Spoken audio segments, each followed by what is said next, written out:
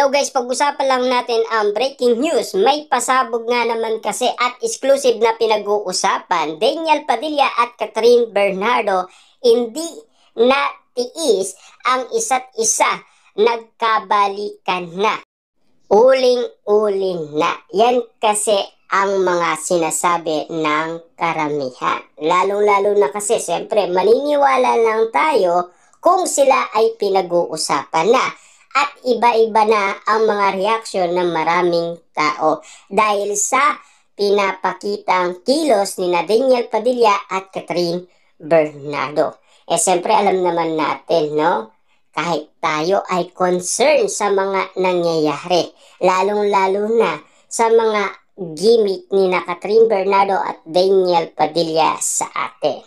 Kasi lahat ng mga tao ngayon, ang inaala nila, nagkabalikan na at uling-uli na sila sa akto dahil kay Catherine Bernardo ay lumilinaw ng lumilinaw dahil sa pagsusuot ng gamit ni Daniel Padilla. Yun kasi ay spotted sa mga mata ng karamihan.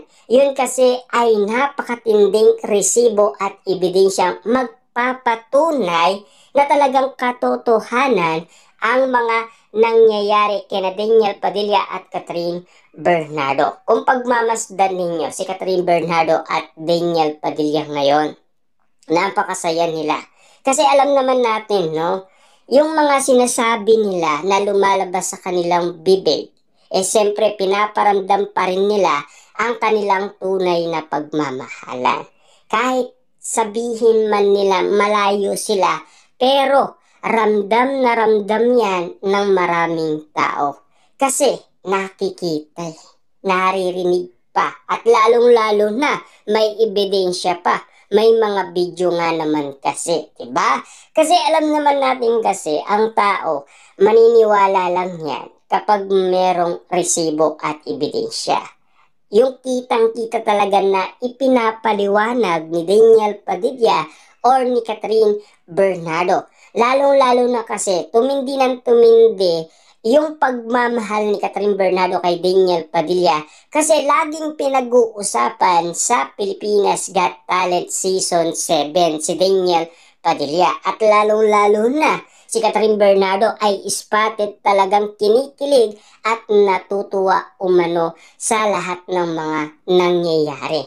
Yun kasi ay napakatinding ebidensya at lalong-lalo na viral at trending pa at pinagkakaguluhan ng maraming tao. Lalong-lalo na kung pinag-uusapan at lalong-lalo na kasi kung pinagpepestaan ng karamihan. Ang nasabing mga nangyayari sa Pilipinas Got Talent Season 7 patungkol kay Catherine Bernardo at Daniel Padilla. Kita niyo naman, pangalan pa lang ni Daniel Padilla, kinikilig na si Catherine Bernardo. Pero hindi tulad noon na si Jessica Soo, ang sinabi niya palang na pangalan, Daniel Padilla, napaluha na si Catherine Bernardo. Gumulgol daw siya ng luha talaga sa iyak. Kaya nga naman hindi yun pinakita ni Jessica Soho dahil bigla niya yung naitanong. Kaya nga naman si Alden Richard, pinakat niya umano ang nasabing video. Kita yun naman, no? Daniel Padilla ngayon ay pinag-uusapan. Basta't Daniel Padilla, kikiligin si Catherine Bernardo at ngingiti na siya. Ano ang pagkakaiba? Last 2024 at 2025, diba? Si Catherine Bernardo ay nagpapaliwanag sa maraming tao na wala nang pag-asa si Daniel Padilla. Pero nung magkita sila at nagkausap sila at meron pang dalang bouquet na bulaklak si Daniel Padilla, siyempre doon pa lang ay sapat na para sa atin na yung pinag-uusapan. At lalong-lalo na kasi yung umamin pa si Catherine Bernardo kay Mami Min Bernardo na gusto niya makipagbalikan kay Daniel Padilla. Yun pa lang ay sapat na para sa atin. At lalong-lalo na kasi may reaction message pa si Catherine Bernardo kay Mami Min Bernardo kung bakit nga naman si Catherine Bernardo Bernardo ngayon naging independent. At bakit nga naman siya pilit lumalapit kay Daniel Padilla? Bakit napili niya ang BGC?